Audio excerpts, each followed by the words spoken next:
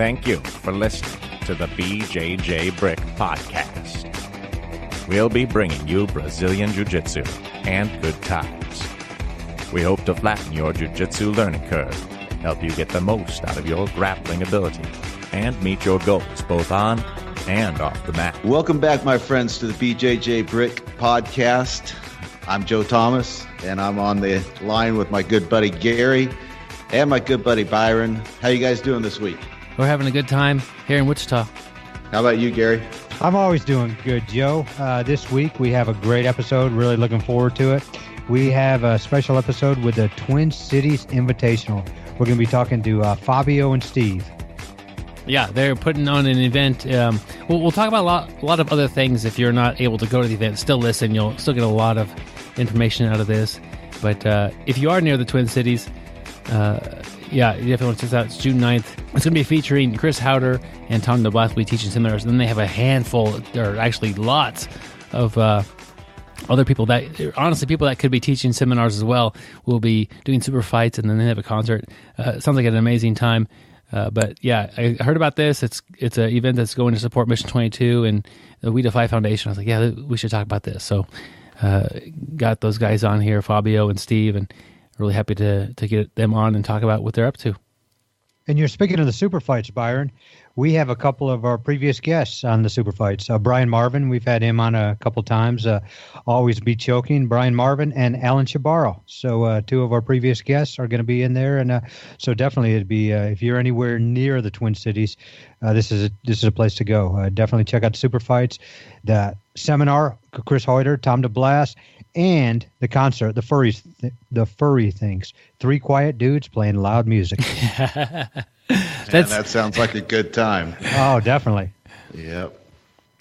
Yeah, we're not three quiet guys, and we also don't play loud music, but we're our three guys that like to podcast about jiu-jitsu and having a good time on and off the mat.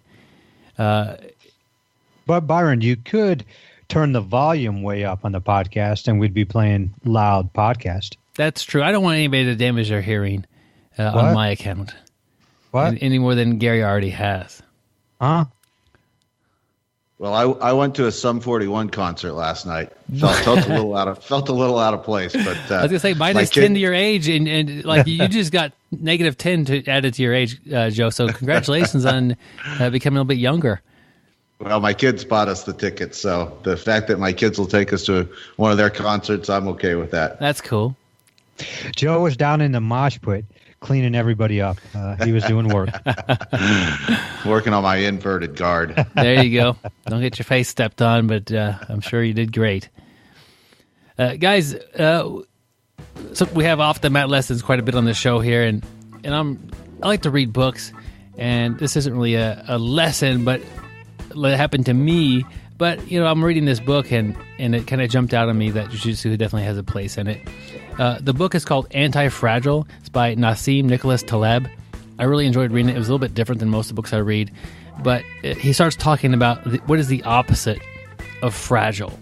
And I'm going to tell you right now, guys, you're going to get this wrong, but you tell me what is the opposite of fragile. I'd say well-constructed. Gary, do you have anything different? I would say strong base. Yeah, like robust. That's kind of what I was thinking. All along the same lines. Actually, the opposite of fragile is something that if you rough it up a little bit, it gets stronger. And there's not a word that fits this definition. But so like that's the opposite. Because if you rough something up that's fragile, it breaks. But if you rough something up that's anti-fragile, it actually becomes stronger. And then I'm like, okay, what fits this criteria? Well, the book has tons of stuff, like your bones. Like if you lift heavy weights and that sort of thing, your bone density gets better. Same thing with muscle, and fasting will make your system a little stronger. Actually, your lungs are anti-fragile if you take deep breaths and expand them and kind of do a little bit of damage. Like they'll heal and they'll be stronger. What's up, Gary? Okay, you're just saying a little bit of damage because I was just sitting there thinking if I just sit there and take my muscles and beat them with a hammer, I don't think it's going to make it stronger. When you work out, you're actually causing a little tiny you're breaking it down. Damage. Yeah, and then when it heals, it's stronger. Just think about your feet are anti-fragile. Like if you I basically am walking around with shoes. If I'm not in my house, I have shoes on. But if I were to occasionally walk around barefoot, the skin on my feet will become anti-fragile. As I'm stepping on things that are uncomfortable, and you know what, they're going to toughen up, and they're going to be a lot stronger, you know, in the long run. And so, like, I think that's an easy example. Would be feet. Bacteria is another one. You don't want to be on antibiotics all the time because the bacteria, a lot of them die, but some of them live, and ultimately it'll be a lot stronger. Those are just a few examples that the book talked about. And it talked about political systems and a bunch of other things. Pretty neat book. But really, jiu-jitsu is that way. If you're basically, when you're struggling and you're having a difficult role, you're actually getting better at jiu-jitsu. And so to think of your learning system in jiu-jitsu as anti-fragile, as when it's not going well, it is still helping you get better at jiu-jitsu. I thought it was kind of a neat concept. He didn't mention any martial arts in the book or anything like that, but I just thought, jiu-jitsu, when you train, you should be anti-fragile. You shouldn't be getting injuries, but just like training with somebody who's better than you, that's pushing you, is making you significantly better at jiu-jitsu. And so that just reminded me of that, and I thought it was something I would share with you guys. The book's called Antifragile. Check it out. It's something kind of neat. It shouldn't be hard to find, but it just kind of reminded me of jiu-jitsu when I was reading that. Yeah, we always talk about how you learn things on the mats that you take out into real life, and one of those things is to be able to deal with your ego. We talk about leaving ego at the door, but that's kind of a misnomer. What we really mean is to have a strong and healthy ego. Everybody has an ego, and so I'm thinking that's how your ego grows as well. When you come in and you get demolished by the guy that's 40 pounds lighter than you and 20 years younger than you, and your ego gets tested a little bit, and you can either have a fragile ego and always be broke down, or you can be using those experiences to grow, and that will certainly help you off the mat. You don't want to be a guy walking around at work who's always feeling threatened, and you got an ego that you're always having to defend. And Joe, like what your point you're bringing up too is, we as training partners need to realize that when we've put a working, we've worked over one of our people, and we hear that their ego is down, or they're feeling bad about themselves. They're like, oh man, I'm terrible. Joe just beat me up for 20 minutes straight, and I never even got anything going. We need to, cheer them up at that point and say, hey man, you're getting better. You're out there on the mat. You got heart. You got guts. You're not quitting. You're getting better. And that was one of the things when I first started, even though I tried to leave my ego at the door, I would come in and just get throttled. And Byron, you were one of the people who always picked me up and, always made me, feel that I was getting better when I didn't feel like I was, and kept me with it. Yeah, and that was very hard to actually do that and deceive you and make you think you were doing that. Like, oh, I had to work harder that time to armbar you. You're getting better. The best compliment I ever got from Byron is one day he told me he took a private lesson with a black belt when there were no black belts in town to learn how to defend my Kimura. I was like, that's yes. Awesome. I still can't defend it. Now I hear that Byron probably just made that up because he's just trying. He's using reverse psychology. No, I do remember we're talking about. I did take a seminar, and it was really how to escape north-south, because that's where you're Kimuring me from, and it didn't really help. But, well, if I remember right, you said, hey, I need to learn how to escape north-south. How do I do that? And you were told, don't get in that position. Yeah, which is the easy answer, especially if your escapes aren't that good. But, man, I sure would have appreciated an answer. Maybe even just like, hey, I don't really have a good escape. Let's see if we can find you one. But I didn't get an answer. And that's how sometimes some things go. I guess it was a private lesson, not a seminar. But anyway, that's how it happens. Sometimes you go to try to learn a lesson and it doesn't work out for you. I have a lesson that I hope works out for you if you're in your first year of BJJ. I've got an audiobook for you that might help you out, especially if you're just like thinking about doing jiu-jitsu. Man, I want to get you off to the right track and get you going in the right direction so you can jump over those hurdles and not just knock them down like Gary and I were doing. And I might have been making Gary's hurdles a little bit higher and telling him that they were shorter. I don't know. But it's an audiobook. It's $11.99. The money goes and helps keep the show going strong. Everything from finding the right gym to ultimately doing a tournament and really what to expect and and how to get the most out of your tournament if that's something that you want to do. It's a little over 2 hours and 30 minutes long, and you check it out, especially if you're in your first year of training and you enjoy listening to jiu-jitsu audio. And I'd be happy to help you out. Hey, we always talk about growing jiu-jitsu and getting people to come and train jiu-jitsu. I think we should give a shout out to all the new people that just started. And I know, Joe, you're a perfect example. You brought somebody to jiu-jitsu the other day, and I think every time that, maybe we get somebody new comes, or if one of our listeners wants to put something on our page, give a shout out to somebody who just started. But Joe, tell us a little bit of a story about you got somebody to train for the first time here the other day.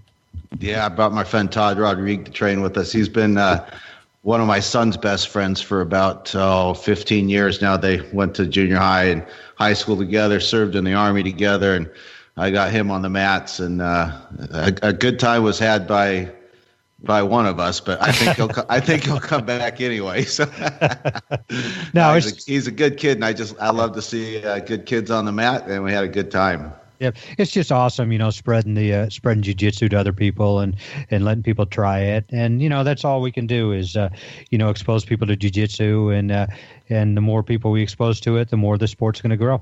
Yeah, it's you kind of hint at maybe some frustration on his side or a little bit of struggles. And I think it's important to have those conversations with the new players that really expected to be able to do more before they got there. And I see it every week or two. Somebody is physically gifted, and they come in, and jiu-jitsu's hard for them. And the easy conversation that the example I like to bring up to them is it's kind of like hockey. You're not just going to be good at hockey because you're strong or you're fast. There's a lot of other things. It's a skill-based activity. Yeah, you're going to have to learn how to skate. Bob. Yeah. I can't skate worth anything. I can't skate backwards, if that tells you anything. I have been on ice skates before, and I can go forward and make the turn, but I can't lift anybody up. I can't box while the skates are on me. I can't box without the skates anyway. So. But you can pull guard. I could try. That would probably look ugly too. But there are a lot of a wicked spider guard. Got a blade guard. But there are a lot of sub skills in hockey with controlling the puck and shooting and passing and placement of where you are, where the puck's going to be, all these little things. Same thing with jiu-jitsu. And just because you're strong or you're fast or you've done this before you got here, those will help you. But right now, you need to work on learning jiu-jitsu. I need to work on learning how to skate. I need to learn on how to pass the puck or receive the puck or take a shot, or when somebody's going to fight me because I checked them too hard or something. There's a lot of little skills, and I like hockey as an example because it's easy to understand. Just because you're big and strong, you're not going to be good at hockey. Just because you're big and strong, you're not going to be good at jiu-jitsu when you walk in the door because you don't know the skills behind it. I think that kind of takes their expectations down a little bit and helps them like deal with like kind of sucking at jiu-jitsu for a little while, because they will get better, and those attributes they bring are going to be great. But right now, they're not really helping. Yeah. Man, I saw something really cool Friday night in class. That's the first time I've seen the coach do this, but I guess he's been doing it for a few weeks now. On Friday nights, it's competition training, and it's pretty much just a lot of rolling, not a lot of instruction. But he divided the room in half, and he said, everybody that wants to start rolling, start over here, and everybody that wants to do some drills first, start over here. And we had 3 or 4 new guys, like they're within their first month or 6 weeks, and they all opted to go over and drill. And I thought, boy, whatever coach has been telling them, it's working, because you don't see that too often. They just want to roll. They just want to fight. But these guys definitely understood that they need to develop some skills first. Yeah, that's awesome. That's a good way to help the newcomers, and another good way is like you, Joe. You welcome him in there, you bring him in, you introduce him to people, and then Joe was even nice enough not to put him in any arm bars or hurt his arms, because the guy's actually doing some free electrical work for Joe, and he didn't want him to get hurt. So good job, Joe. Yeah, that was Todd. I made sure and was careful not to put him out of commission. But yeah, I just think that if you know somebody who just started or whatever, send us a message on our Facebook page. Just say, hey, give a shout out to that person. I think that'll be a cool little thing to just let everybody know. Thanks for starting. We'd like to celebrate it. Absolutely. Yep, the most important belt you'll ever get in jiu-jitsu is the white one, because without it, there's nothing else. Start this long journey that some have compared to a marathon, which is a race. And Gary, you know who knows a thing or two about racing? I would say Bill Shoemaker. That's right. Bill Shoemaker is a world-renowned jockey. Had some records. The best thing about him is he's a Texas native, born in Fabines, Texas. Wow. But he's the one who has provided our quote for this episode. And he said, when you're riding, only the race in which you are riding is important. So I think you can make some correlations between that and jiu-jitsu. I think there's a time to be focused on what's right in front of you and not worried about everything else. If you're going to a tournament, you're worried about the first opponent and not spending too much time thinking about the next guy and the next guy. What do you think, Gary? You know, I think this quote is great. And like what you're saying there is the good thing about jiu-jitsu is I don't care who you are, you can get beat. And when you've got that arm wrapped around somebody's throat and you've got your hands locked or whatever, it is very, very hard to get out. And, you know, somebody can be so much better than the other person, make one mistake and it's over. So if I'm so much better than, you know, let's say Byron and Joe's already in the finals and the next one of us who wins this match is getting in the finals. And all I'm thinking about is, you know, hey, I got Joe next. You know, I'm really scared. Joe's got that paralyzing top game. I need to start thinking about how to get out of that. But I haven't finished my work with Byron. I'm going to make a mistake and Byron's going to put me to sleep. You know, we have to concentrate on the match, the race that we're in. That's the most important thing to us right then and there. Yeah, and we actually get into this a little bit with the interview as far as how good jiu-jitsu is at distracting you from things that are off the mat. So something in your real life is bothering you. When you're rolling, the rolling part is important, and it's actually hard to distract yourself with your things that are bothering you because somebody is trying to choke you or submit you or pass your guard, and you've got to concentrate and work on that. It requires not just physical exertion but mental draw from you to perform well on the mat, and your mind can't wander very easily before you start messing up. And that is good. I mean, that's good for just, concentrate on what you're doing. And also, for a tournament, it could be very intimidating. There could be thousands of people there. Really? You don't have to roll with thousands of people. You got a couple of, 2, 3, 4, 5 matches, and you're probably done. If you're lucky to have that many matches.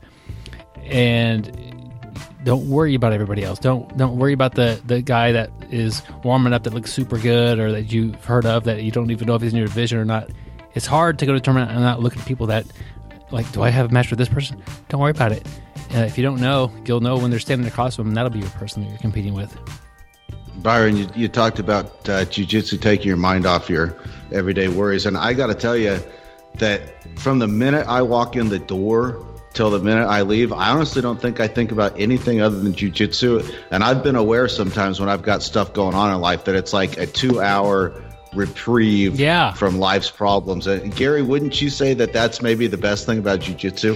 In all reality, that and the camaraderie, which also takes my mind off, is the best thing about jiu-jitsu. Is I forget about anything I have going on in life, which, sometimes there's stressors and we make them out worse than they are. But boy, I can go to jiu-jitsu, spend, an hour, 2 hours rolling, and I forget about everything else. And even when I come home, I don't think about it. I'm on such a high, and it just changes my whole mentality. It just makes me that much happier for the rest of the day. And, I'm lucky I've got a very supportive wife, and she understands me really well. Like, she'll see times where I'll come home from work and I'm in a bad mood, and it may not be a day to roll, but she'll see that I'm kind of upset or agitated, and she'll be like, hey, Gary, go roll, get to the gym, go lift weights, go ride your bike. And it just does wonders for me.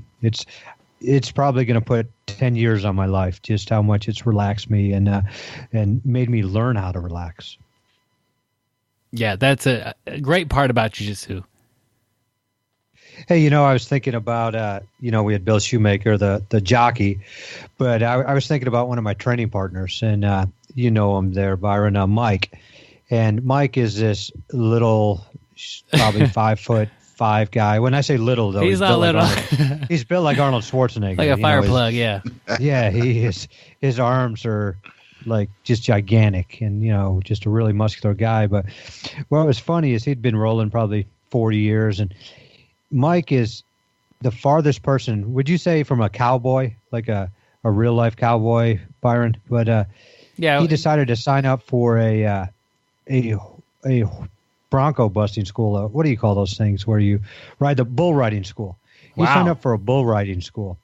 And, Mike shows up, and it's like a 2 or 3 day thing, and you actually get on bulls and everything. And everybody was from like Oklahoma and has cowboy hats on and cowboy boots and chaps, drives a truck.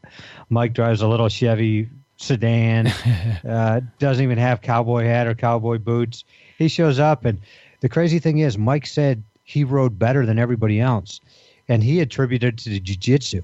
He's always on top of somebody, and the guy's bucking, and he learned how to squeeze his legs together, learned his balance. And I just thought that was crazy when Mike told me he went to that and did better than all the other prospective bull riders. And he did attribute it to his jiu-jitsu.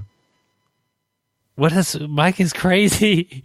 Yeah. I can't, I had no idea he did that. That's impressive. Yeah. The bad thing was he got so beat up, like he had bruises everywhere. Like every time I tried to pass his guard, he'd be like, because there'd be like a big bruise or whatever. But yeah, he's got more guts than I do. Yeah, if you want me to try a mechanical bull on a padded surface, I'll give that a go. But I'm not getting anywhere near a 2,000 or 3,000 pound animal that wants to crush me.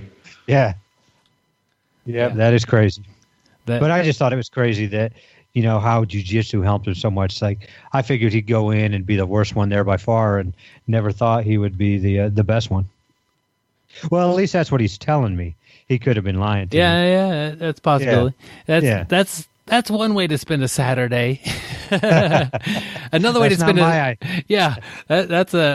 way to spend a Saturday is on the mats.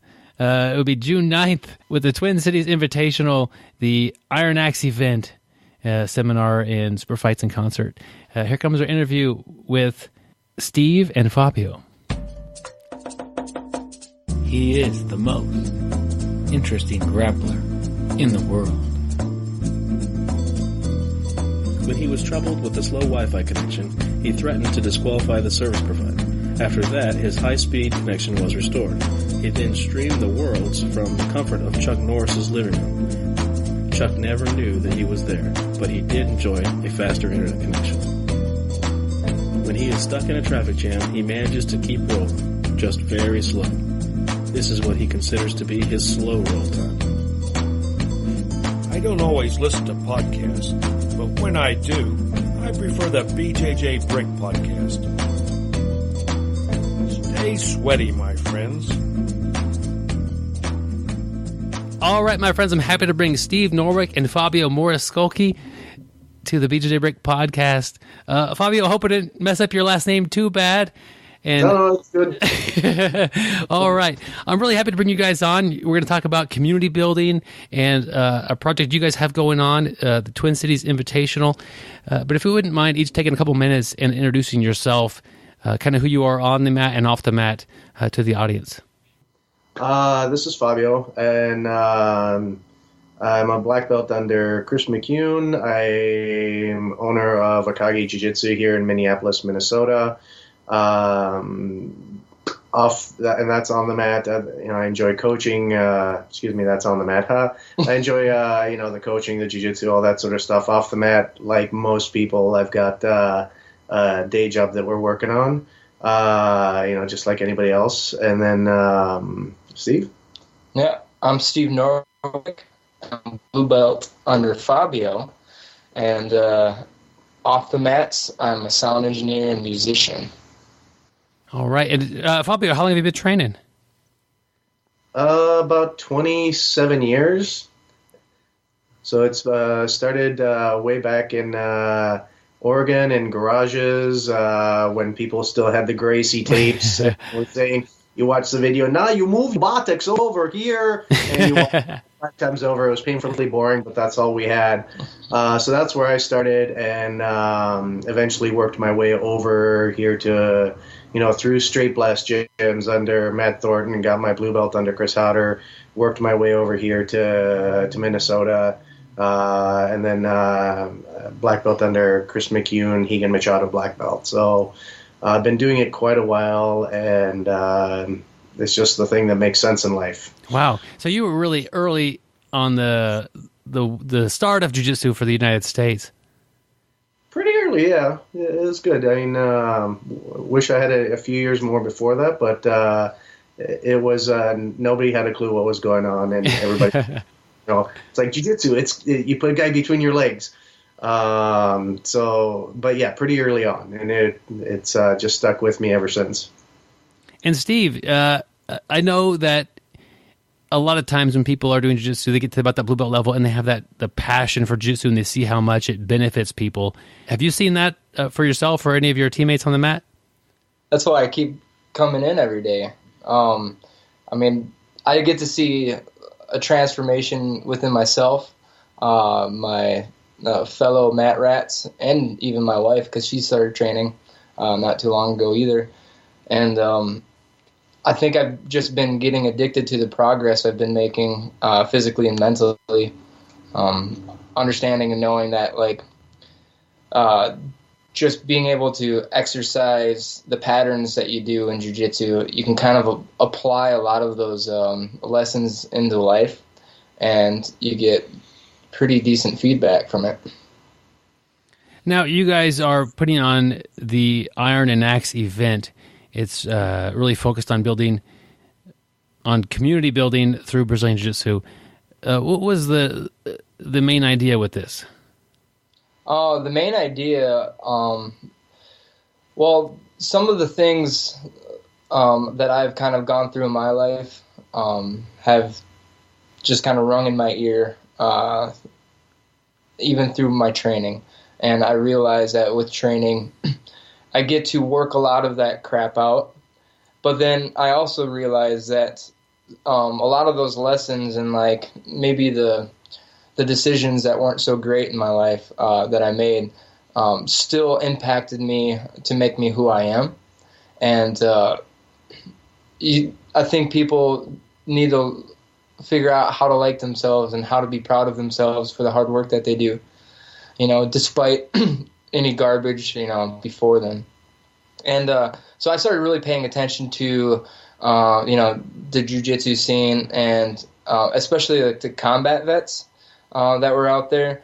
And something that I noticed in particular was how combat vets were struggling after being in war and coming back home to civilian life. And I've even have a few friends that have committed suicide coming back and not being able and learn how to cope with things. And so with that being said, I've realized that A, you have to appreciate your experience, and B, you kind of have to learn how to balance and cope with your experiences a little bit too. They have a lot of camaraderie overseas, or like I suppose we don't have much war on our own side. We don't have much war on our own soil, right? But when you're over there and you are put through these extreme situations, you come back and there's nothing there like that. I think people have a hard time dealing with themselves, not having that stimulus. I also see that in athletics, college sports, high school sports. When you grew up in a small town and you play football or something, like I did, and you don't go on to play football in college, and all of a sudden you don't have that camaraderie of a team anymore. And people really get buried into that sometimes, with depression and not learning how to cope. So BJJ is an excellent tool to kind of work all that crap out. And along with the camaraderie, there's the connectedness. They have a built-in support network. And then when coming back here, all of a sudden a lot of that can be gone, and feeling alone sucks. And trying to establish something to where you feel connected to others that want to support you, and all they want is what's best for you on the mats. I think is something that can really help build, give somebody that network that they were originally missing. And that's what we've been trying to do with organizing this event. So we're trying to provide kind of an understanding and even an outlet for people to really come together and talk about their experiences, to have fun, to learn more about jiu-jitsu, and then to really enjoy themselves at the end of the night. Yeah, so is this event targeted basically at anybody doing jiu-jitsu, or is it specifically geared towards helping people that are having some tough times off the mat?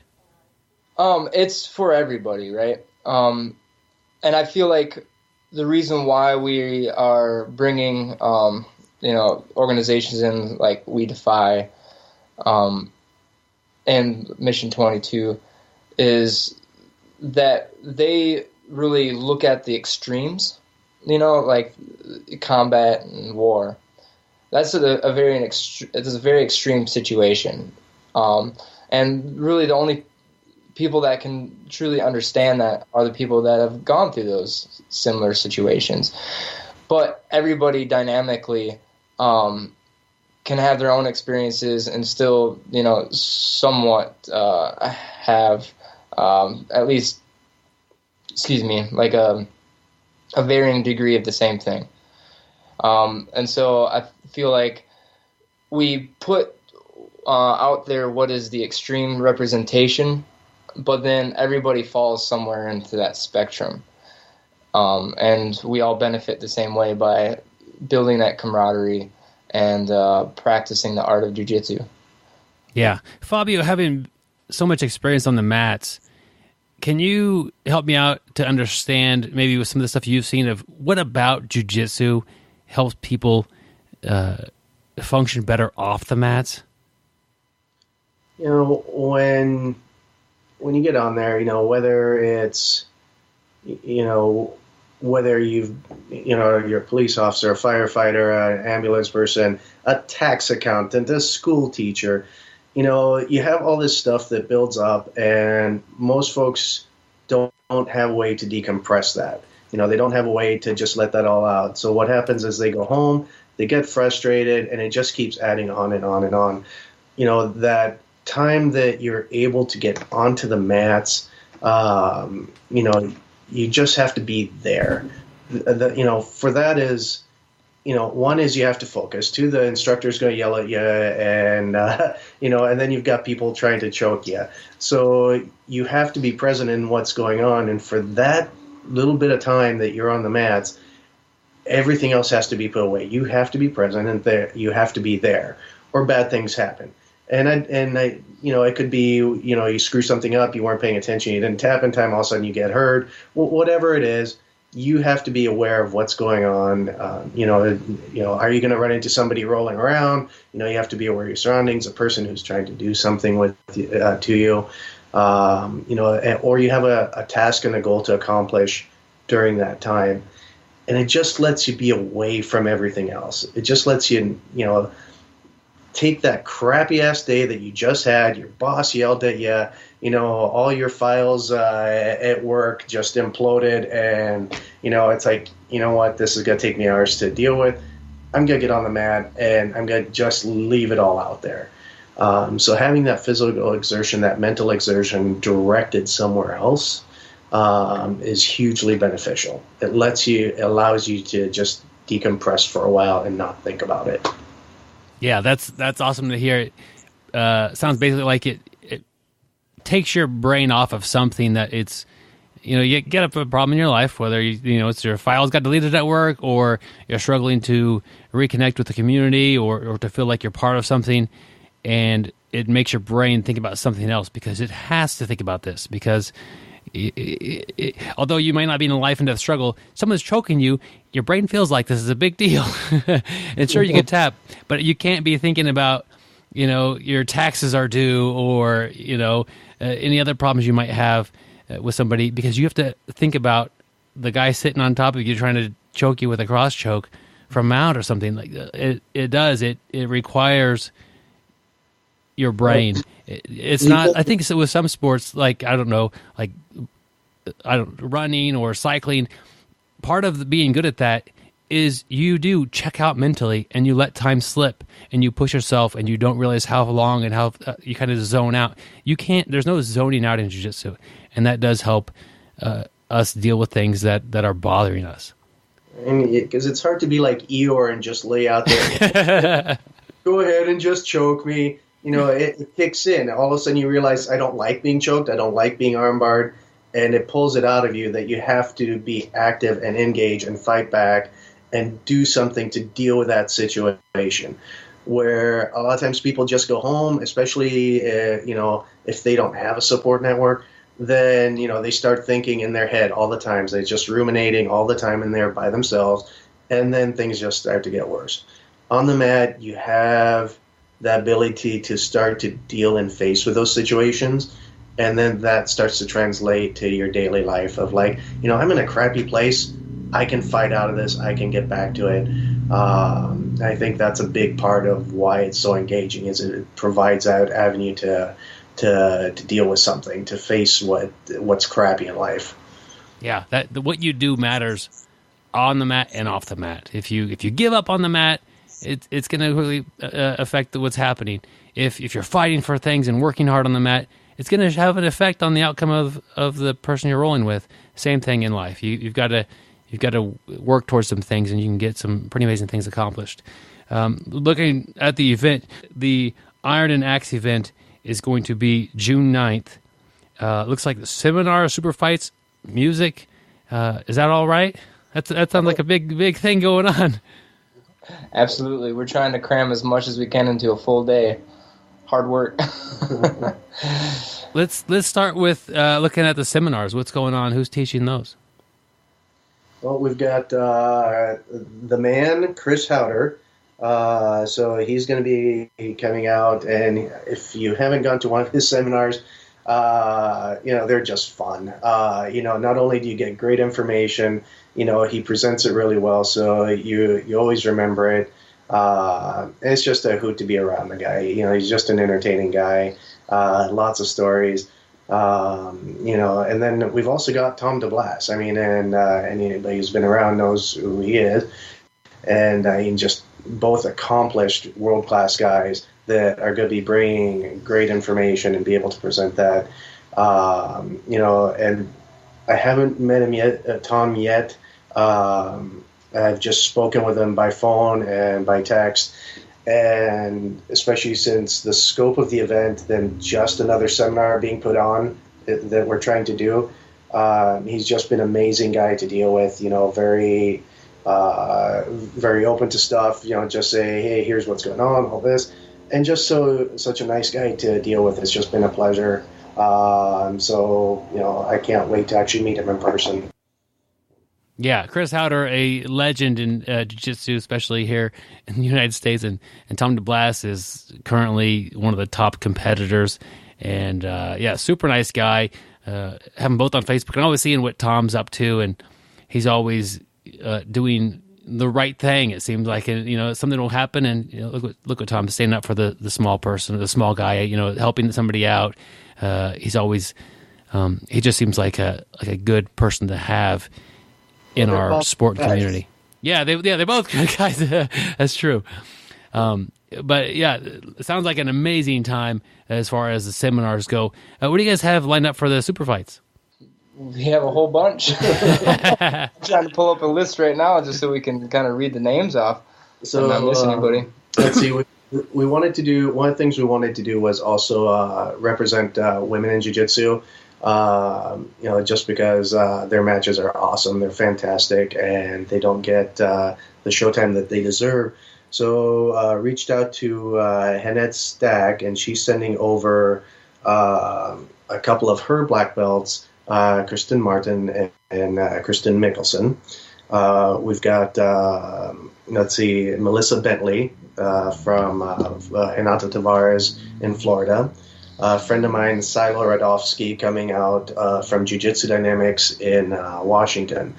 This way, we give them the showtime that they deserve and represent, and be able to say, hey, it's not just a guy show out here. It's not a sausage fest. We want them to be represented. We want that to be something where it's like, we want it to reach a bigger crowd than just the jiu-jitsu community. That you do have quite a nice list of names on there. I see my friend Brian Marvin is showing up to compete. He's been on the show multiple times, and I've had. I trained with Brian back when he was a white belt, and he quickly took to the sport naturally, and he became quite the beast very quickly. And now he's on a whole different level.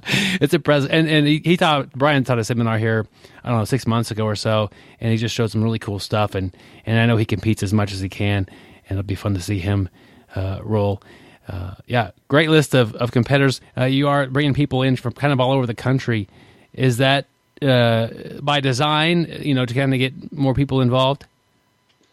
Yeah, so basically what we wanted to do is instead drawing from the local pool of really talented people here in Minnesota and the Midwest, because they'll see each other in tournaments all the time locally, is we wanted to bring in talent. We've got folks from all over the United States coming in. So part of it is I didn't want the guys competing with each other against here.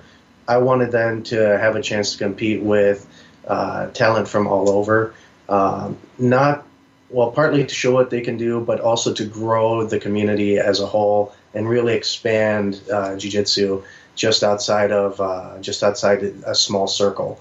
And we've got guys like Robert DeFranco, Alan Chavarro, Gustavo Banzai Bessa, Ben Lenny from Brazilian Top Team.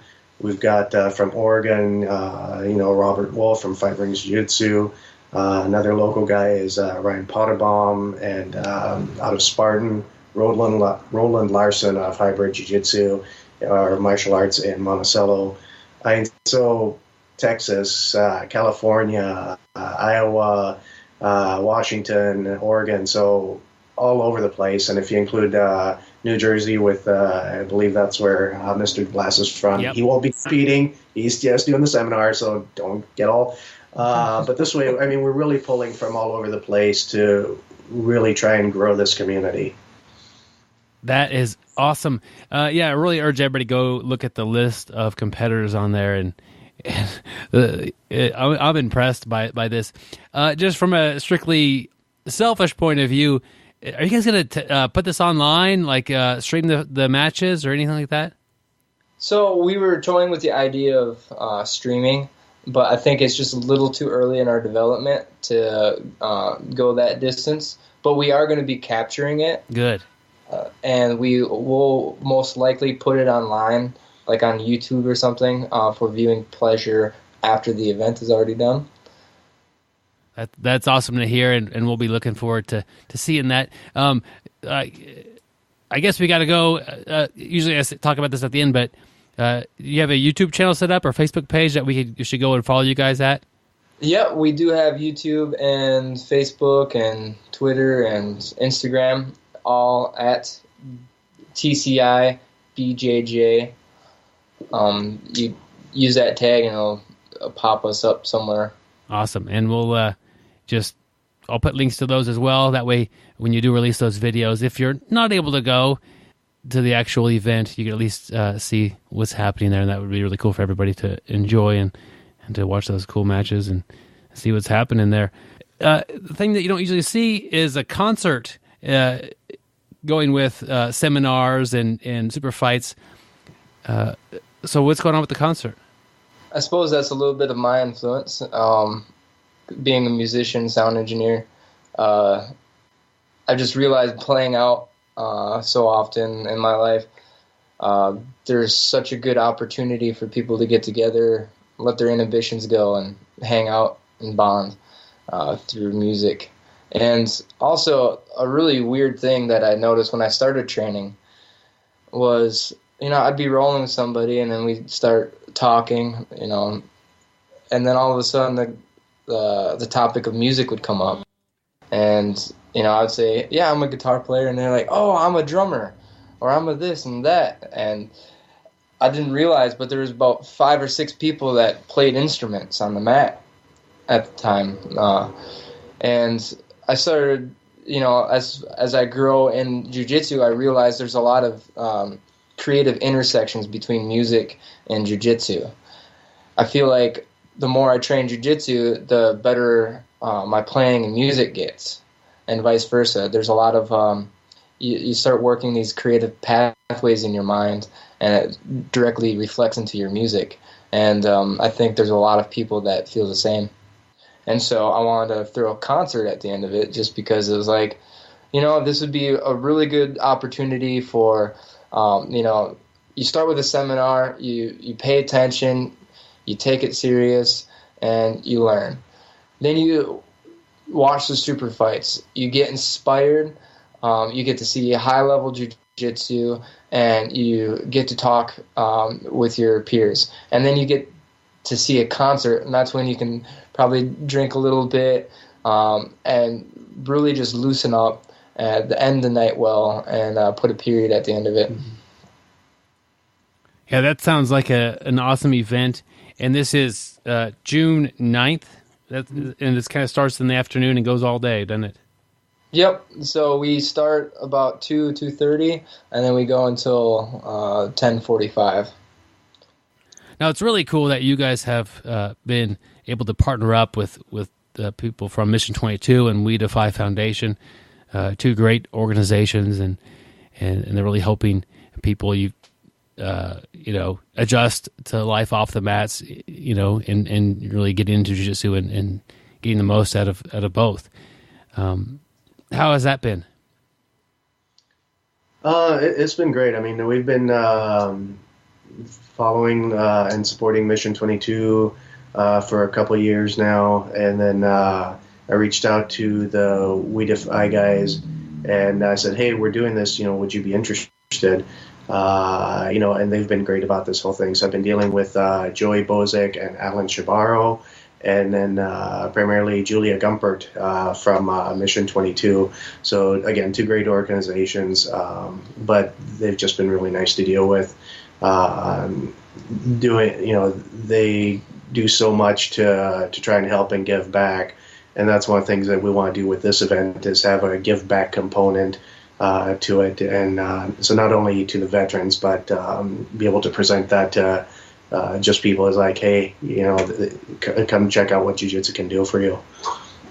Yeah, that is awesome, and it's just great to see the community kind of coming together and supporting everybody. And like you said, you could be somebody who's been through combat and have a lot of stress, or you could just be somebody who's having a hard time, or you could be bullied at school, and then you find these great benefits of getting on the mat, hanging out with your friends, getting the good rolls in, and it's really can be very therapeutic for anybody.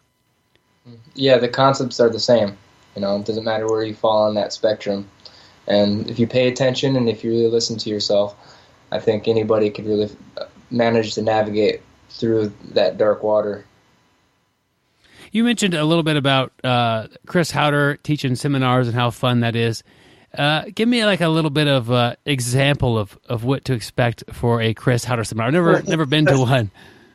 I mean, he's got it's kind of hard to explain because you kind of got to be there.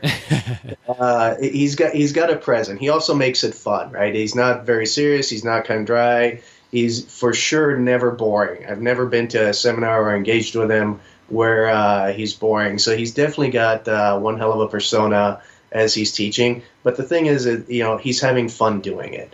He's presenting the information. I mean, God, he's done so many of these. He's got to have fun. So he goes out there and he presents it. And pretty much I've used at least one or two things from his seminars over the last 20 whatever years. And to be able to use something from every seminar that you've gone to see from someone, that means they're presenting good quality stuff. So it's not just the flash thing. It's not just the latest craze or whatever in jiu-jitsu or whatnot. He gives you good practical stuff that really works, and I put it to use every day. So for me, that says a lot, and that's just really good quality jiu-jitsu right there.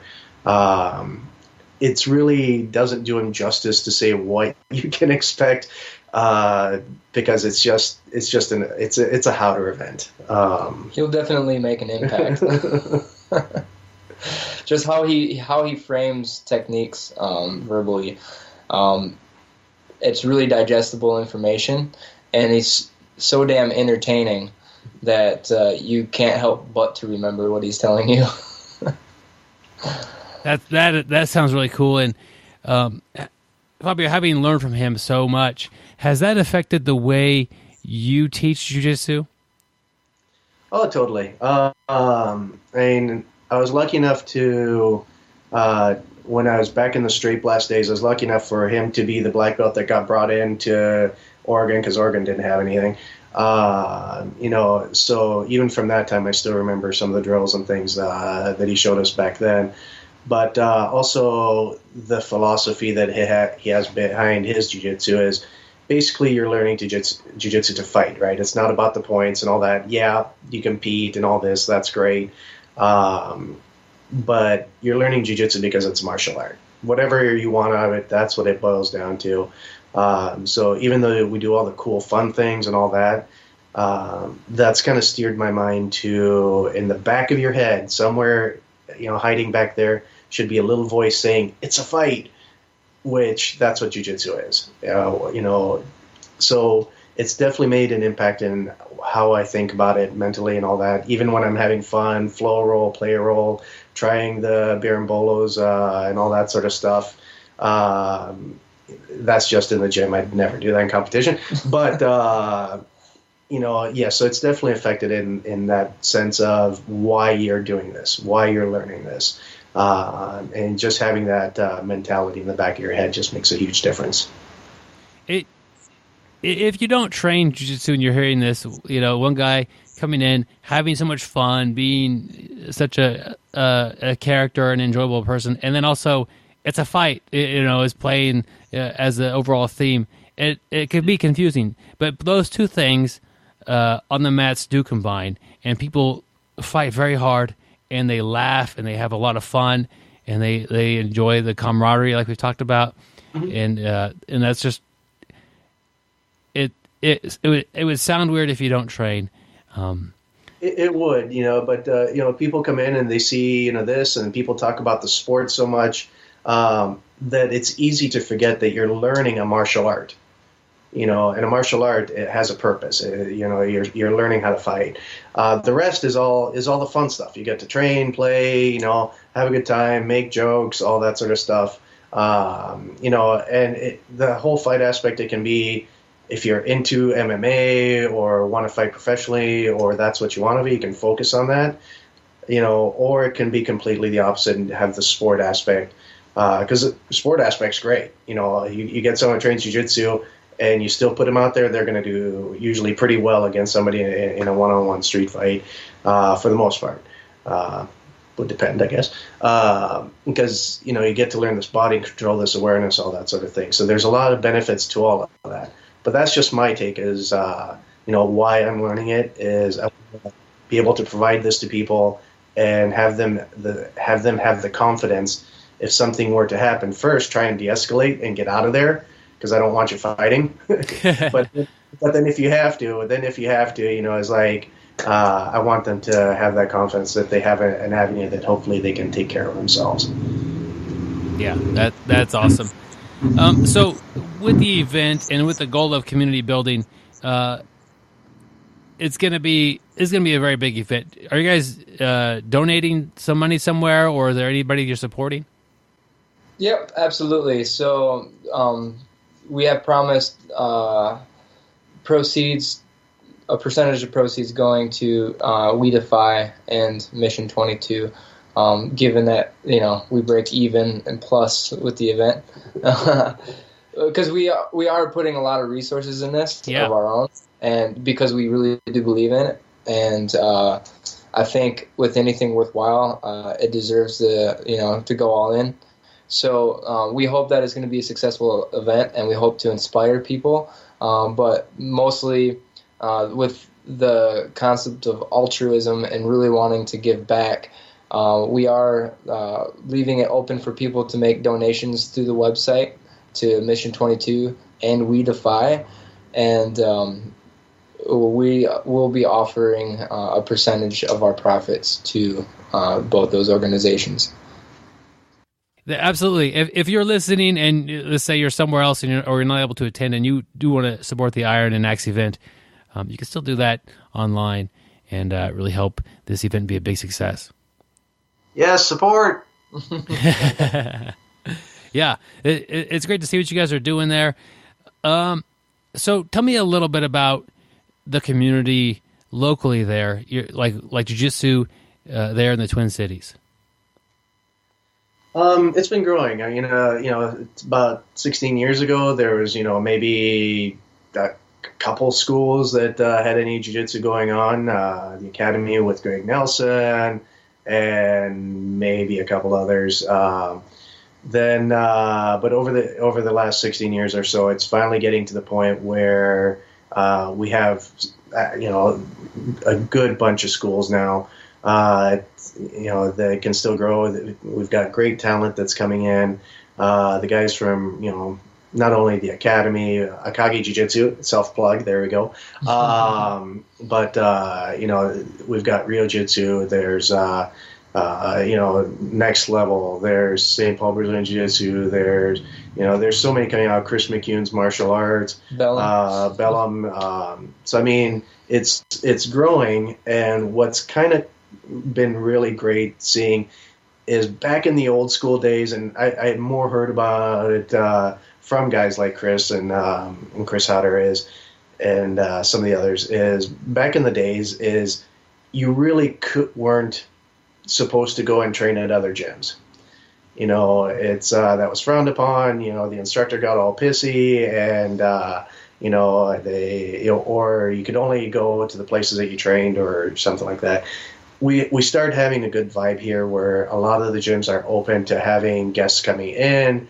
We'll have a lot of shared mats, like open mats, and we'll have people coming in from, all sorts of places. Our grand opening, we had people from, all over Wisconsin, Monticello.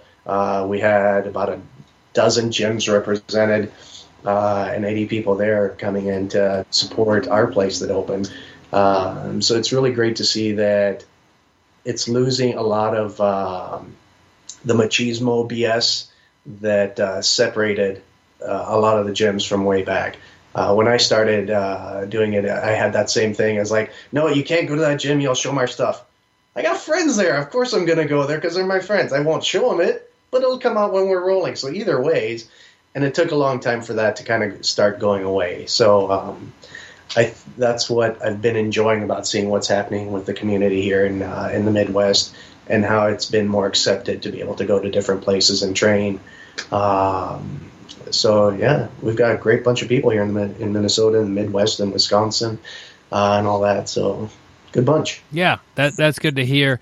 And as it's growing, it's good to hear that more places are popping up and expanding jiu-jitsu. I think that some people get frustrated with the idea that there's so many people available to jiu-jitsu in a certain city, and if a gym opens up, they're going to take a certain percentage of those people. But really, when you live in a city with so many people, hundreds of thousands of people, it's more about introducing jiu-jitsu to people who don't know about it, and getting more people to try jiu-jitsu and do jiu-jitsu, and the population as a whole will grow. Because, surely anybody could do jiu-jitsu. It's definitely not for everybody. If you try it and it sucks and you don't like it, people are getting sweaty and you don't like somebody touching you, it's not going to be for you. But if you give it a try and you like it, fantastic. You're there you go. You have jiu-jitsu now. But so many people never even try it and never get exposed to it.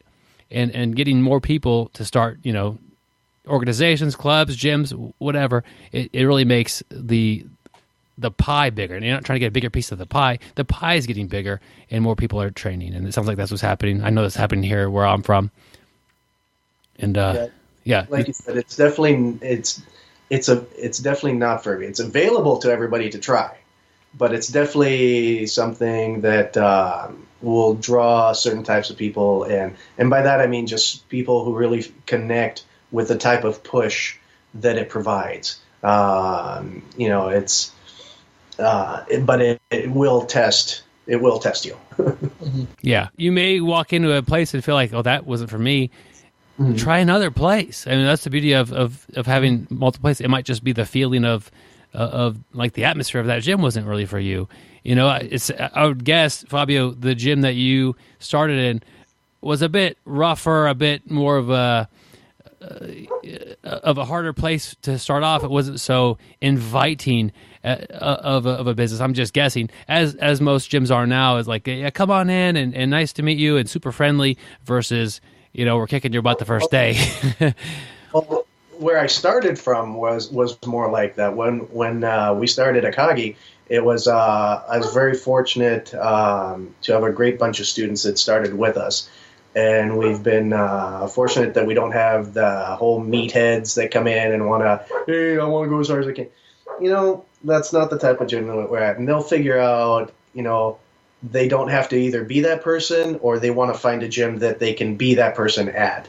So I've been very fortunate to be surrounded by great and positive people, that inspire me to want to be a better instructor and that I can learn from as well as I'm teaching them. So Kage Jiu-Jitsu has a great bunch of students. I'm very fortunate. Surrounding yourself by great, inspiring people is this event. I mean, that's really, like, if you could sum it up, it's going to be June 9th, surrounded by great, inspiring people that do jiu-jitsu and want you to do better and have a good time and stay on the mats. That is awesome. Mm-hmm. Trying to keep it non-judgmental and for anybody to feel extremely welcome to. And we have an open invite to all the gyms around. We don't want that machismo thing going on. We want everybody to understand and realize our potential as, you know, a community and how large we can grow. Yeah, it's different. You know, trying to build a community versus build a gym. And you really get a lot more support from that community and getting people to meet each other and realize, yeah, that guy trains across town. They're not jerks.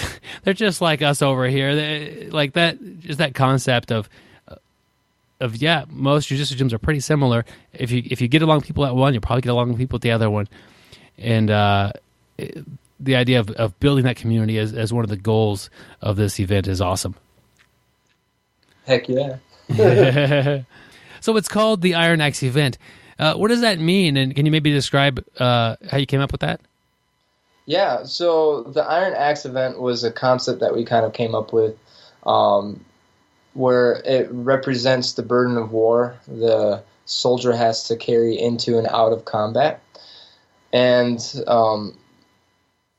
what better way to symbolize what the Iron Axe event is than to actually build an iron axe. So we actually have somebody, Jeff from Von Madrone Metalworks, forging us an iron axe that we will have on display at the event that will be gifted to a very special someone at the event. Well, that's cool, and I didn't think about that as the burden going to and coming back from combat. That's it's a burden that they bear, and they're doing that for us. Mm-hmm, absolutely, and obviously, they are in the extreme example of that. But the iron axe is something that we can all kind of relate to in some way. I mean, everybody's got their own battle that they go through, So that's, the larger picture is that we come together. We all acknowledge that we have our battles, and that we sometimes get weary and sometimes get broken, but we're all there with each other to heal. and try to figure out the next day. Goes back to the community aspect. If you're having a tough day today or a tough month, you've got your teammates there and to hopefully help pick you up and keep you going. Absolutely. Yeah, and especially with a lot of stuff that's going on in the news, with terrorism and the school shootings and all that kind of stuff, and just whatever. There hasn't been too much conversation about mental health, and I believe that's a giant factor to a lot of this. And I think the conversation started maybe a little bit, but to actually engage in it and to try to directly do something about it, that's kind of why this event came together, is because I thought it was a really good thing to really focus on people's mental health, trying to set up a non-judgmental environment for them to express themselves, to be inspired, and to hopefully work their stuff out with friends and family. Everybody's got a story, and everybody should have the opportunity to tell it and to heal, from it. Yeah, mental health is very important, and you're right, it's not often talked about. And really, any fitness will help you mentally. That's what they say. Get out and do something physical to help you on the mental side of your health as well. But when you look at something like jiu-jitsu, where there's a team, where you're like Fabio was saying, you can't think about anything else but jiu-jitsu while you're doing jiu-jitsu. While you're rolling, it takes you out of that. There's so many other aspects to jiu-jitsu that it's different than just working out. It helps you. It could help you in many different categories, as far as you're getting sweaty. Yeah, you're with friends. Yeah, they're probably making you laugh. You're learning something. You're pushing yourself. You're getting better at something. There's so many things that jiu-jitsu brings, and an event like this just reminds us of that. Mm-hmm. Absolutely. So, guys, I really thank you guys for stopping by. I know you have a handful of sponsors we didn't mention. If you want to give them a shout out, that'd be great, and tell us a little bit about them. Yeah, we have KO Sports Gear. KO Sports Gear is a local guy. We want to have some local flavors around here. So, he has gi products, wrestling products, that sort of thing. So, kosportsgear.com. He's one of the sponsors for the event. Really nice guy. We've got Mission 22, obviously, so that's for raising awareness for veteran suicide. We've got Van Madrone Metalworks for building the Iron Axe, and let me tell you, that's really cool to see him work. We've got We Defy Foundation for veterans who might be dealing with PTSD or come back injured physically and mentally, or either or. We've got Zebra Mats that are sponsoring the events as well, so that's very nice of them, because it's going to be a big event and we needed a lot of mats, and they've been great about that. Fury Things, all right, these guys are the music that we're bringing in. Fury Things, so good guys. One of them also is a jiu-jitsu guy, Andy Carson, so thank you for setting this up and hooking us up with that. Who else we got? Lake State Kombucha. Oh yeah, so for you healthy people, Lake State Kombucha. It's good kombucha, good flavor stuff. They've been really nice to work with. So actually, the dad started coming. The dad of the owner actually started training jiu-jitsu after we met. So he's picked it up and loves it. But Drake at Lake State Kombucha, thank you very much. This is going to be really fun working with you guys. Mm-hmm. Anybody else?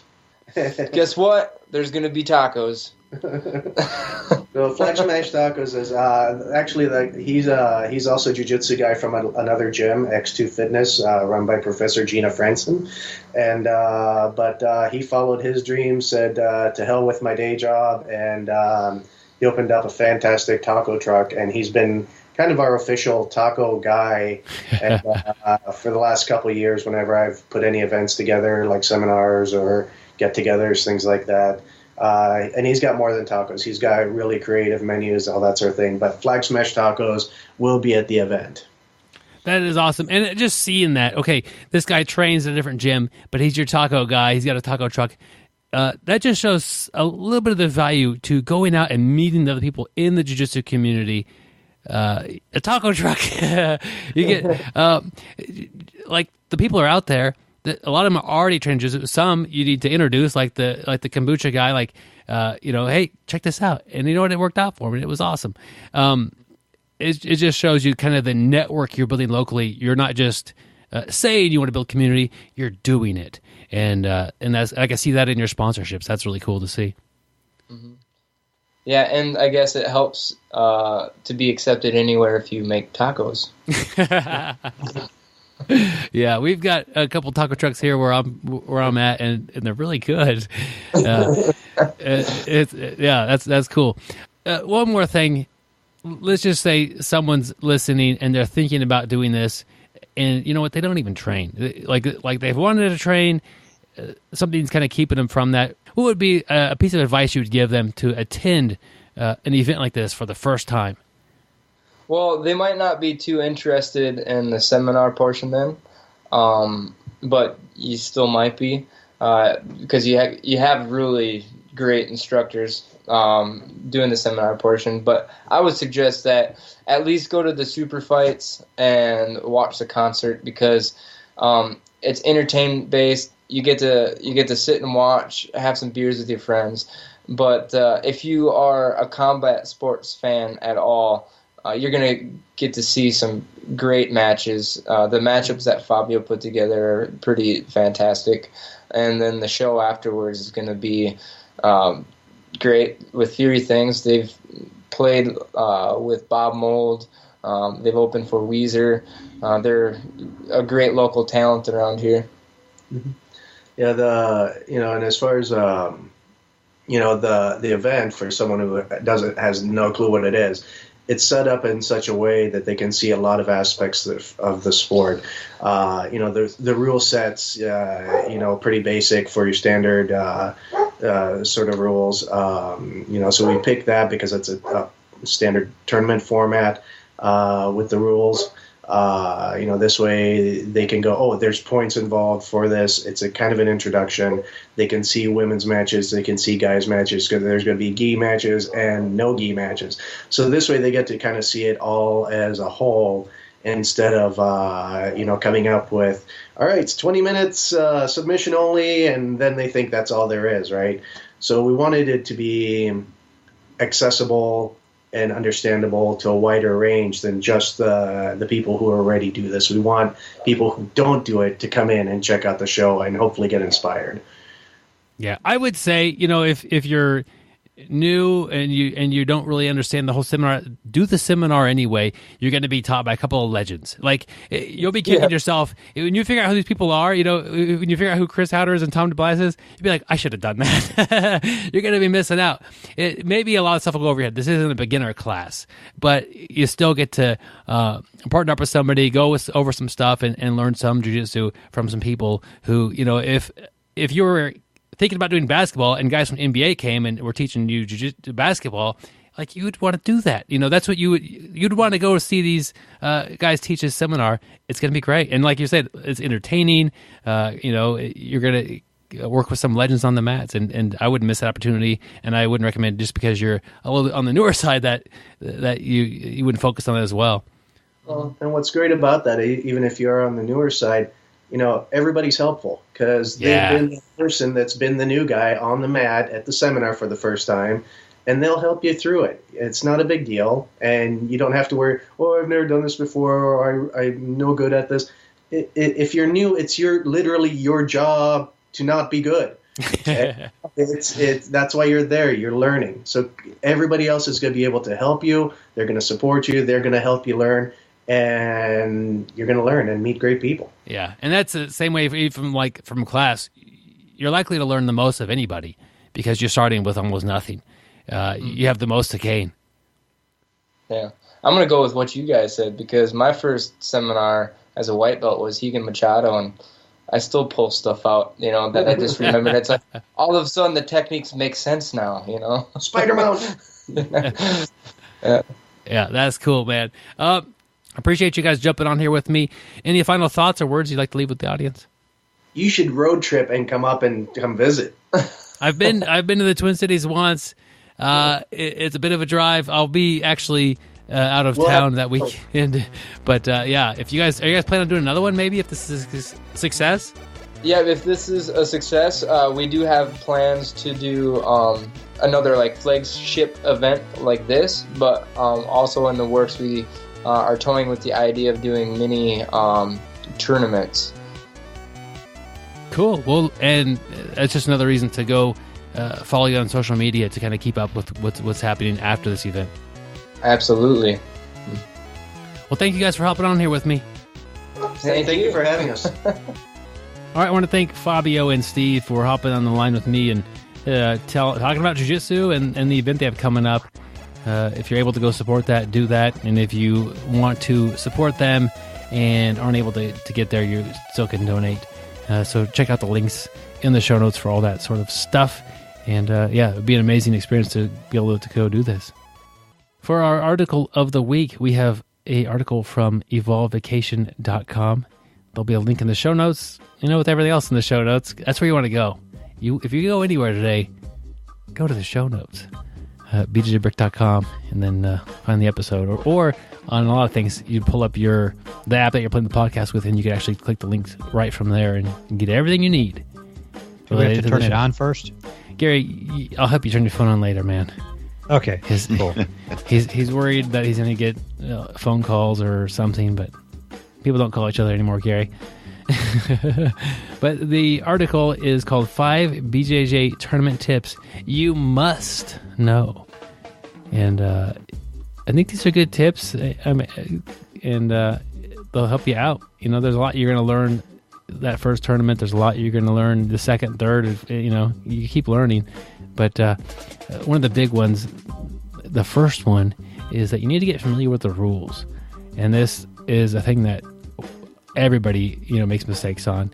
You don't quite understand what's legal. You don't quite understand the scoring system, and that can come back and get you. Didn't you say you watched a pretty high level fight last night where a guy pulled guard in a time period of the fight where that was penalized and he lost points? No, on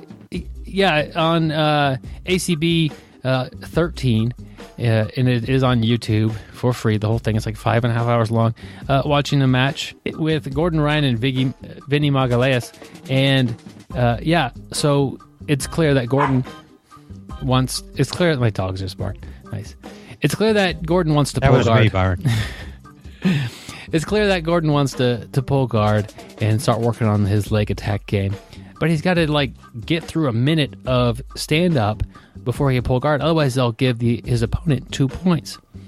And he fights off the full minute, and they're in a few seconds into the second minute of the round. But Vinny has started a single leg, and he has it pinched between his knees for control. And he is holding it, not doing anything for 20 seconds. It was just holding the single leg in this position. And so the time ticks by, and Gordon pulls guard. And yes, they had cleared that first minute, but Vinny had started a takedown, and Gordon didn't actually defend it all the way. He neutralized it. So when he actually pulled guard, he might as well pull guard right away because he gave his opponent 2 points for the takedown being completed. And it looked a little bit awkward, and he could have defended that and got his leg free, but he didn't. He just wasn't thinking about that. And that's an example of too high level, the highest level you can get jiu-jitsu practitioners. One of them made a slight rules mistake or strategic mistake as far as, I guarantee he could have got his leg free before he pulled guard. And Vinny wasn't really being aggressive with it either. But he's like, okay, at 4 minutes left of this round, I pull guard. And 4 minutes ticked by, and he pulled guard and gave up 2 points. Knowing those rules clearly. Yeah. Yeah, it's almost like Vinny knew that as long as he could keep that foot where it was and buy enough time that eventually the other guy would pull guard and he'd get 2 points out of it. Yeah, maybe. It was an interesting match and just a strategic mistake based on the rule set. Yep. So definitely make sure you know the rules. Don't skip the rules meeting, just so that you can get there a little bit later. The rules meeting is going to be very important. And don't forget to ask questions if you have any. The tournament organizers will definitely answer those and help you out. I skipped the rules meeting at Fight Club last night. I'm not sure what they went over, but I'm telling you, I love Fight Club. I'm going to tell all my friends about it. Yeah, we can tell you didn't. You don't know rule number 1 about Fight Club, Joe. Or number 2. Yeah. How about point number 2 of the article? Well, and maybe the reason why you skip the rules meeting is because you're still sleeping in. There you go. I didn't get a good night's sleep the night before. Oh, that could be point number 2. Get a good night's sleep. That's important. I would actually say that you could add sleep, fuel, and hydration all kind of in the same group here. You know, those are things you really need to be focusing on 2 or 3 days before the tournament. But I imagine the author put a good night's rest because maybe that's the one that's most easily forgotten. Yeah, and the hardest one to actually control if you are laying awake and you just can't calm yourself, and it's 2 o'clock in the morning and you're wide awake, laying in a dark room, and you're getting frustrated with yourself. That's hard to deal with. Yeah. Byron, I just got a text from one of our listeners listening to you live right now. Yeah, this is the thing. And his question is, Dear Byron, you were just talking about getting a good night's rest, but you may be, up and awake and can't sleep. Do you think it would be a good idea if I drank so much alcohol that I actually fell asleep that way to calm my nerves and get some sleep? Would that be a smart idea to do this? Well, everybody's different, Gary. And if you could normally at 2 o'clock in the morning get hammered and then function, and be up at 7 o'clock the next day, I would say that's extremely a rare thing. So probably not. I think the best thing to help you sleep when you are nervous about the next day, whether it be a tournament, a job interview, or you got a date, or whatever's making you nervous, is to have some sort of a routine with your sleep. So if you the one that I think most of us have, maybe not Gary, is we brush our teeth before we go to bed. That's like a little bit of a routine. A lot of us will be checking our phones or watching the news. The phones and TV are not actually a good part of the routine, but if you maybe read a little bit of a book or do something and make it a routine, and it helps kind of just shut your body down as you go through these steps, and you're able to do that, the day before the tournament. Yes, brush your teeth. Okay, yes, I'm going to read a few pages of this book, and yes, I'm going to whatever you do to help shut yourself down. I think that will help your body get ready for sleep and get ready to be calm for the night, and ultimately help you perform better the next day. So I'm no sleep expert, but that's what I would say. Try to get as much of a sleep routine as you can, and then make that happen that night before. Don't go out partying with your teammates, and don't do anything that you're not used to doing. Try to have a normal night. So note to self, I will start brushing my teeth, Byron. Yeah, and a lot of people even floss, Gary. What's that? I'll get you one for Christmas. Hey, instead of talking about flossing, we definitely need to work on your stand-up game. Basically, your tournaments are going to start standing, and takedowns are worth some points. So definitely make sure you're familiar with stand-up game, or even if you're going to pull guard, if that's where you want to go, you're going to start standing up, so you need to know how to pull guards. So definitely don't neglect your stand-up game. The only thing I'd add here is a note of caution. If you signed up for a tournament that's 3 or 4 weeks from now, and you're reading this and you say, I need to work on my stand-up ASAP, that's the verbiage they used here. Just work on the things that you're already familiar with. If you've been a guard puller up to this point and the tournament's 4 weeks away, it's probably a little bit late to start working your wrestler shots. Don't try and revamp your game a month before your tournament. Good point, Joe. Yeah, that's a good one. And I don't want to talk poorly about the group of jiu-jitsu, but a lot of people in jiu-jitsu don't have great takedowns or takedown defenses. So you could actually go pretty far with a decent takedown or two. You might surprise yourself. But if you step on the mat thinking you've learned takedowns 2 weeks ago and you happen to have somebody who can wrestle, who has good, that's not going to work at all. So it quickly becomes a bad idea for you as you give up 2 points. And yeah, you can't learn it in a week or 2 or 3, but you could polish what you have, and hopefully it's good enough to get you to the place you want to be and funnel that match to the positions you want it to end up in. Yeah, that's good advice, Byron. So they have on here their point number 4, warm up properly. And I'm going to leave that to the listener to decide how best they want to warm up, but you do need to be warm. You need to have your body ready to perform. I would say that, as Byron mentioned, for sleeping, that if you have a routine at night, it helps. I think if you have a routine prior to competition, it helps too. It's sort of like a Pavlovian response. I don't know if you guys are familiar with Pavlov's dogs. Oh yeah, I got 2 of those breeds. No, a renowned psychiatrist, scientist did an experiment where he would ding a bell and then bring the dogs some food, and he would measure the saliva increase, because when a dog starts to eat, their saliva output increases. And he found that after enough time of dinging the bell and giving the dogs food, that their body would go through the physiological changes that they would go through when they were eating, whether they ate or not. The dinging of that bell would cue their bodies to do that. Yeah, they start salivating. Right, and I think kind of with your warm-up routine too, if you have a routine that when you go through this routine and the very next thing you do is give it 100% on the mat, if you can do that sometimes while you're training and then do that when you're at the tournaments, I think you get the double benefit of being warmed up correctly and of also cueing your body and your mind that battle's about to happen. Yeah, that's a good point, Joe, with the Pavlov's dogs. My side note, no stranger to the show, showing up here and there. My brother-in-law did this to his mother, and he would ring a bell like on his computer or something like that, make a ding sound, and then he'd bring her an Oreo. And I think he did, I don't know how many days or hours, whatever. Eventually, he rang the bell, and she got up and got an Oreo on her own. So that's kind of funny. But there's a lot going on. But that's a good point about having your body help control just by warming up is getting you in that state of mind. And did your brother-in-law tell your mom or tell his mom about that? Like yeah, it was a joke for a long time afterwards. Yeah, about how he got her with the Pavlov's dog trick.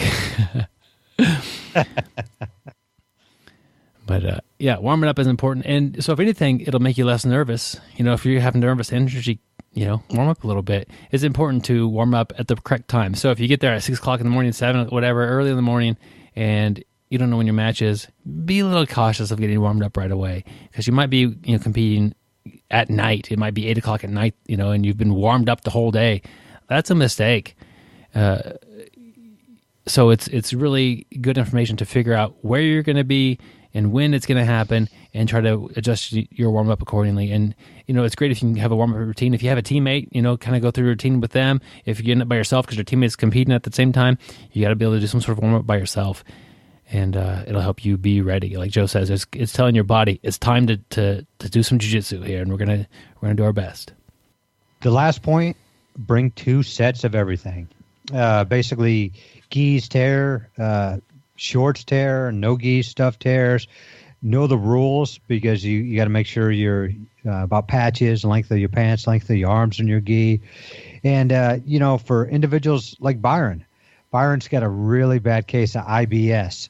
And he basically has to bring, 2 pairs of underwear. I mean, he's had accidents happen before and had to switch mid-competition.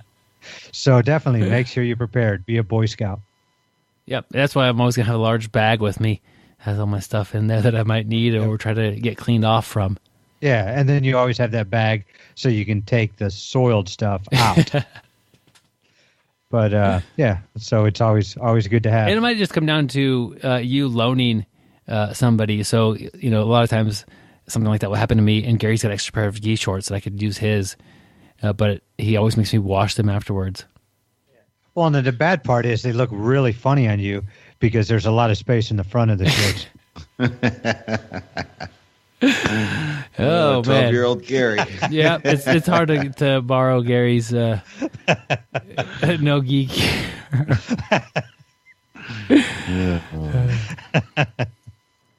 Oh, when I give it back, there'll be space in the back. So definitely check out that article. We have a link to it on the show notes. 5 BJJ tournament tips you must know from evolve/vacation.com. Yep. Hey, guys, I want to give a shout out to our newest Patreon supporters, Christopher, Paul, and Adam. Man, that is awesome. We really thank all of you Patreon supporters, and just definitely want to call out the newer ones. What they're doing is they're listening to the podcast and they're saying, hey, I want to make this better. I want to help these guys out and keep them doing what they're doing. And so there's a link in the show notes. Go to Patreon, and they're supporting the show. Like $1 an episode is pretty typical. If you think the show is worth $1 this week, you could do that. And at the end of the month, if there's 4 or 5 episodes, whatever, your card will be charged that, and that money goes to us and helps us do what we're doing and getting better and producing a higher quality show and doing things that we couldn't have done without the funds. It really helps make this a lot easier. Also, when you do that, there's a space for your address. We're not going to send you a bunch of junk mail. Probably not by our standards anyway. I'll quickly mail you out a 5-inch BjjBrick gi patch. And doesn't that gi patch have a picture of you and Gary on it, Byron? Yes, it does. Junk mail. Dang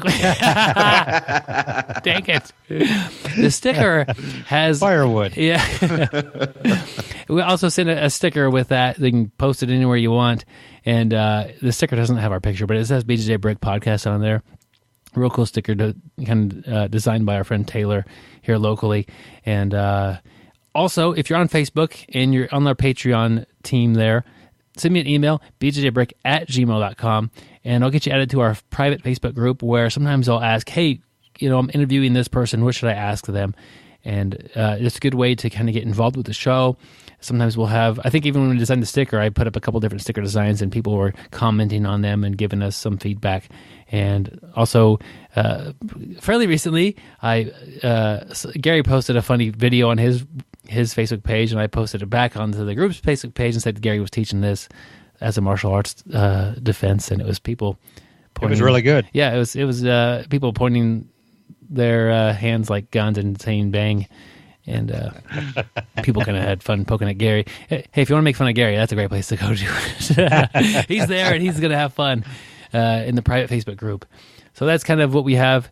If you want to support the podcast, we typically it's $1 an episode. You get to choose, and you can also limit it. If you want to do 4 episodes per month, that's very generous of you, and we appreciate you guys. Definitely giving a shout out to Adam, Paul, and Christopher as our newest Patreon supporters. Thanks, guys, for signing up and sending us your support. Hey, you know what we ought to do? We ought to see if there's any Patreon supporters who are free to travel sometime in the next month or two, or maybe they're around the Wichita area, and we should try and get them together. That's a good idea. Yeah, maybe like June 22, 23, 24. Yeah. Yeah. How about here? How about in Wichita? Yes, June 22, 23, 24, the BJJ Brick Experience in Wichita, Kansas. You going to be there, Gary? I am definitely going to be there. There's no way I'm going to miss the Omoplata Palooza. Yeah, I'm looking forward to it. Yep. June 22nd is going to be a Friday. It'll be in the evening, basically open mat and a lot of rolling. And it'd be great to get some... Just to start the weekend off right, I guess, would be the way to say that. Have a good evening together and get some mat time. And I think Tim Sled and Rolly Delgado both come in on Friday, so that'd be really cool. Hopefully they'll be there for that. Tim Sled and Rolly Delgado will be in town, and they're going to be teaching jiu-jitsu on the 23rd. And 2 world-class coaches teaching and sharing their jiu-jitsu and their passion with us, and really excited to be part of that. On the 24th, it's going to be the BjjBrick crew teaching you some of our favorite jiu-jitsu. And I'm really pumped about that and excited to be given an opportunity to kind of share some things I'm passionate about on the mat with you guys. I mean, it's just we meet every week in audio format And if you look at our YouTube channel, we're not putting techniques out there. There's a lot of techniques out there, but that's because we actually don't train. Gary, keep it down. But I mean, there's so much out there, but in-person teaching is something that I've always been excited about, and given this opportunity on the 24th, I'm very excited for this, to be able to share some of the stuff I like to do on the mat, and Gary and Joe, and just spend the day learning jiu-jitsu together. It's going to be outstanding. And so it's the whole weekend. And I'm looking at possibly doing a live recording of a podcast. I'll try to get this figured out, but I've basically figured out where we can get kind of a medium-sized room. And, I don't know if there'll be a lot of people there, or if there'll be, the three of us or what, but it'd be kind of neat to get together and record and have a bit of an audience, and have them, send us a couple questions, or I guess not send us, but just ask us a couple questions, and we'll deal with that. Maybe be a topic episode, and just see what it's like to do a kind of a live show. I know there'll be some technical challenges, but I'm up for that. And that's one of the options. Maybe go out to a comedy club in one of the evenings and have some good laughs. We're looking for some off the mat things, and those are a couple things that are popping up as pretty simple opportunities. Oh, and I recently got a message from one of our Patreon supporters, Mindy. She's from Kansas City, and she'll be making it to the event. And she just wanted to let all the other women out there know that, yes, there will be some women in attendance. So if you're kind of on the fence and like, well, is it going to be all guys? Absolutely not. There'll be several women there, including our Patreon supporter and friend, Mindy. And my wife is going to be there as well. So there'll be a good mix. And I know that several of the women from Fox Fitness are going to be in attendance. So there'll be a lot going on there. And if you're worried about being the only female there, that won't be the case. Here at the end of the show, we always do a audio book that really never gets published. But Byron really wanted to have an audio book that he was going to, have as open it up on that weekend, groundbreaking event for his audio book. And Joe and I, we've really been excited about it. And the title of Byron's audio book is How I Am Able to Roll with IBS and Keep My Opponents Happy. Keep my training partners happy. And Byron, we just talked about this a little bit earlier when we talked about the article about, bring two of everything. It's got to be a challenge, trying to roll all the time with severe IBS. Yeah, the irritable bowel syndrome is what you're referring to. So, tell us a little bit about your book and, some of the challenges you had, because I remember you said when you thought about this, a lot of people told you, no pun intended, but it was a stinky topic. Yeah, it's really not going to be a very big selling book, because the population for this condition, and that I also like to train jiu-jitsu, is pretty small. But I really want to help out the people that are afflicted with this, and I think I caught it from Gary. I'm not sure. Byron, as I'm looking it up, it's not catchable. You don't transport it to other people. I think the word you're looking for is contagious, Gary. We'll go with catchable. Catchable, contagious. They both start with a C, Joe. Joe's good with the big words. And the main focus of the book is to just get you out there doing your thing and not sharing your thing with anybody else, or the things that happen on the mat. And I don't want to give away all the details, but it does involve some very tight shorts underneath your regular shorts. What about, you were saying the charcoal that you put in your gi pants, so when you do have an episode that it kind of dispels the smell? Yeah, that's chapter 17. And this one, what Gary just described is 100% inaccurate, because this is an excuse. When somebody, this happened to me and Gary. I was rolling with Gary, and Gary's like, "Oh, what's that?" I said, "Don't worry, Gary. That's just charcoal." And he believed it. Joe is really excited about one of the latter chapters in the book. I can't think of anything as far as the chapter. Joe is really excited about one of the latter chapters in the book. It's proper care of your gi when you get home. And basically, they sell gis in all different colors, and and this has really changed the way that Joe's been on the mat as well.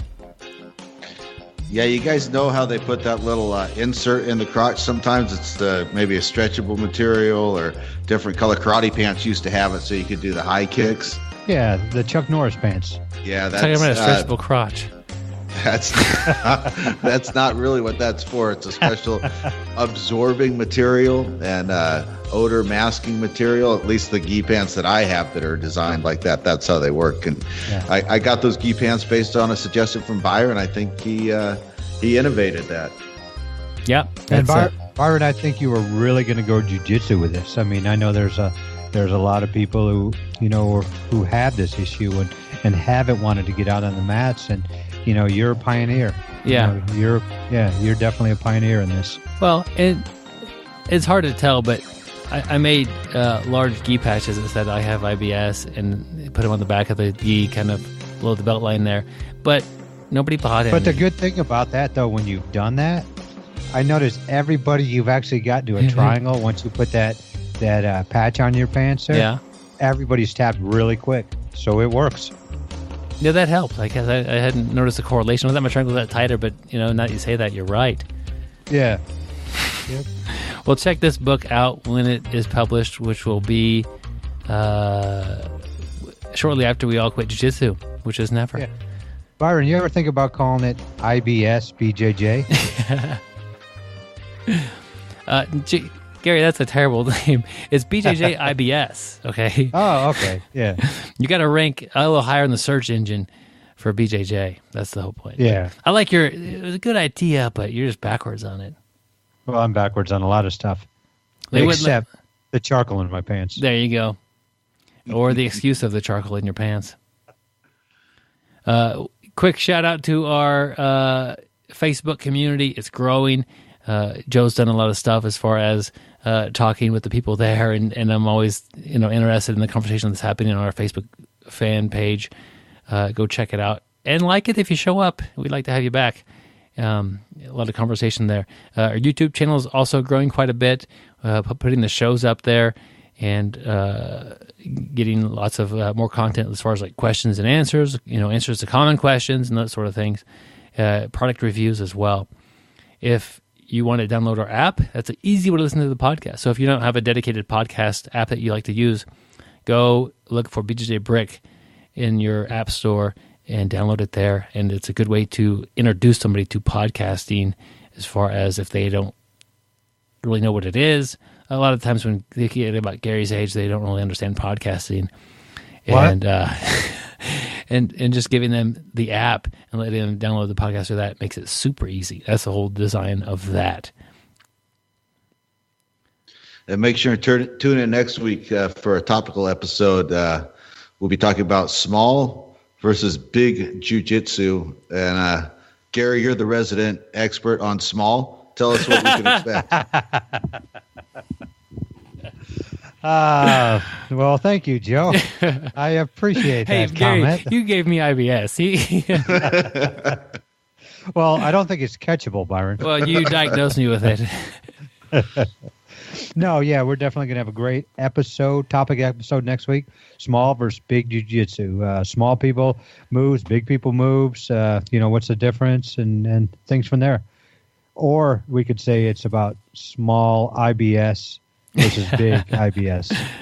There's a big difference. But really, I think we're all kind of on the medium size of weight classes. So you think, well, that's pretty much worthless. But really, I roll with people that are much bigger than me, and I roll with people that are much smaller than me.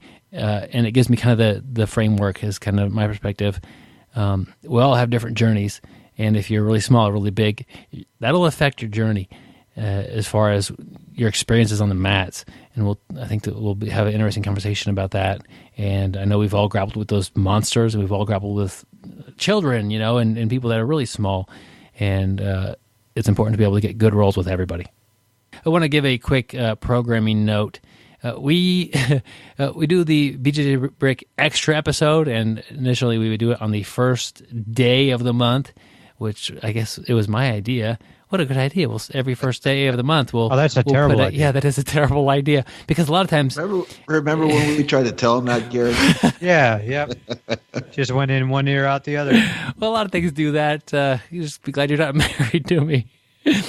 But eventually, I would never marry anybody with an IBS problem like that.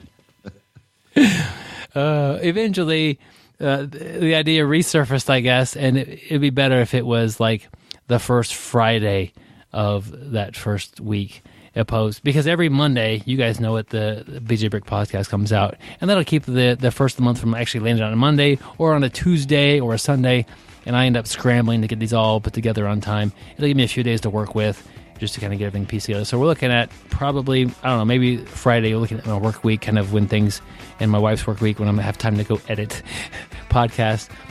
Hoping to do the first Friday of the week will be the BjjBrick Extra episode, and Mondays as usual. So looking forward to doing that. You know, I imagine the listeners probably wondering right now why Joe and Gary can't help with some of that work. But, man, we're just here for eye candy, right, Gary? We're just here for our looks. Yeah, we're just here for our looks. And the other reason we can't really help with the editing and all that, like Joe says, is because most of it is done in the bathroom with that terrible IBS problem. And, you know, we don't want to bring more, you know, bathrooms aren't very big and we don't have a lot of space in there. Like right now, Byron's probably in the bathroom recording this. And that's one of the main reasons why Gary always wants us to shower. Well, now that I got that wrapped up and flushed away, stay sweaty, my friends. Don't forget to brush your teeth every night during the routine. Hey, take a shower, train hard, think smart, and get better. See you on the mats. Thank you for listening. I hope you find the time today to roll. After all, the best way to get better at Brazilian Jiu-Jitsu is to do Brazilian Jiu-Jitsu. So the event is called the Iron Axe event. Man, I kind of butchered that. The event is called the Iron Axe. Okay. You know, bathrooms aren't very big and we don't have a lot of space in there. Like right now, Byron's probably in the bathroom recording this. And that's one of the main reasons why Gary always wants us to shower. You know what you need to do is, when I said that, put in a flush. Okay, I will. I'll go back and edit a flush in there for you, Gary. No, then maybe nobody will listen to us.